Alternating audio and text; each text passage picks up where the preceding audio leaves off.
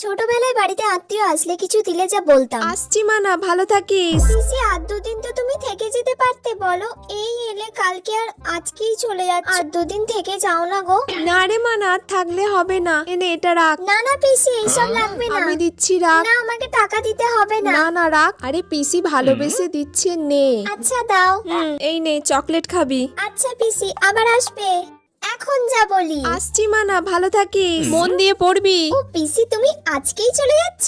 হ্যাঁ রে মানা, আর থাকলে হবে না একদম। যাক বাবা ভালোই হলো, এবার তাহলে রোজ রাতে আমি রাহুলের সাথে কথা বলতে পারবো।